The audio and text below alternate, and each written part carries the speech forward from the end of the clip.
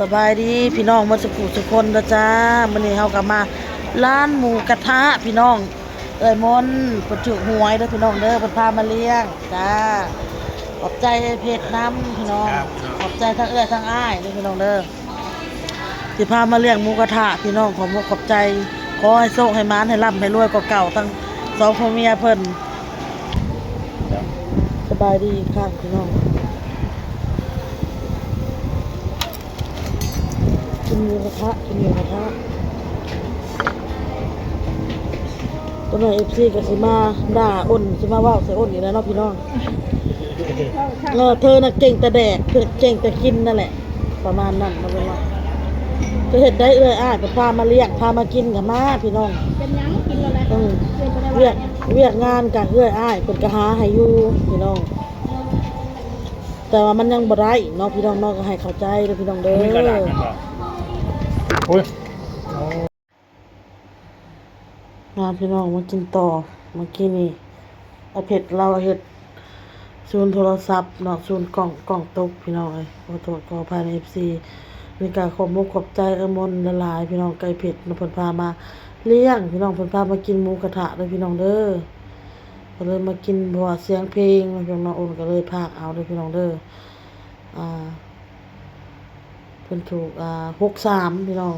มนมาถูก63เพิ่นก็เลยไปกินสิเลี้ยงเพิ่นว่า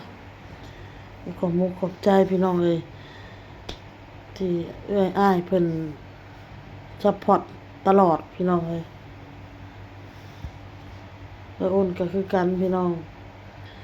ซัพพอร์ตน้องนุ่งมนซัพพอร์ตอ้นพี่น้องเนาะถามว่ามื้อใดมื้อหนึ่งอ้นได้ดีพี่น้องได้ดีคือแบบว่าบ่ได้พี่น้องเอ้ยพี่สุขสายซาถึงรางวัลที่1เพราะว่าได้เงินมาก็สิบ่ลืมลืมอ้ายพี่น้องบ่ได้มื้อหนึ่งเพราะว่าเฮาบ่มีเนาะเขายังอาศัยพี่น้องเอ้ยอาศัยอยู่ถ้ามื้อใดมื้อหนึ่งอ้นไปแล้วอ้นได้ดีอ้นสิบ่ลืมแน่นอนเนาะพี่น้องเนาะวันนี้ก็เพิ่นก็พามาเลี้ยงเพิ่นถูกหัวก็พาไป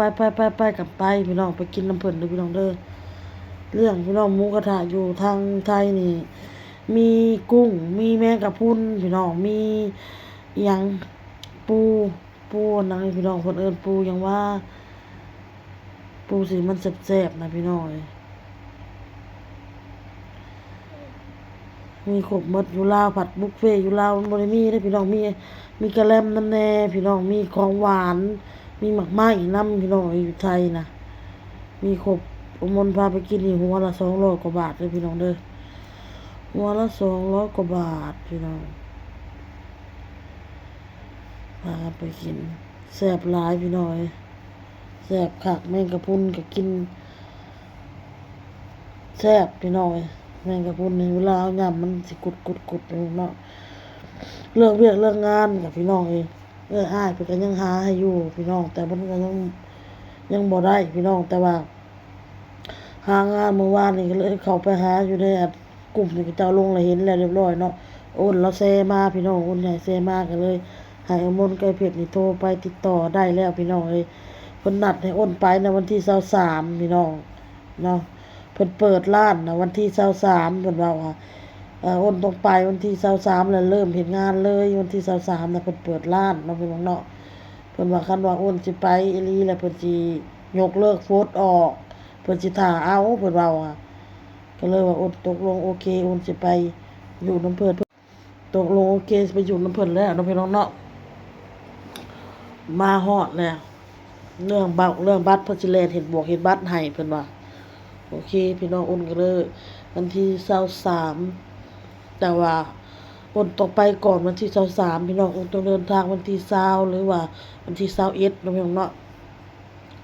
เพราะว่า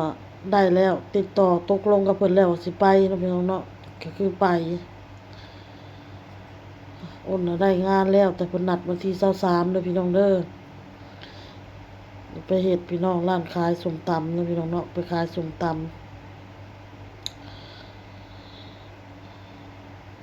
มาเด้อพี่น้องเด้อบัดนี้มากิน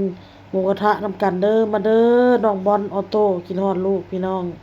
กินน้ำแม่เด้อมาเด้อแม่จีดพ่อแอแล้วก็ FC ที่น่ารักทุกคน มากินน้ำอ้นแซ่บๆเด้อจ้าพี่น้อง สปอนเซอร์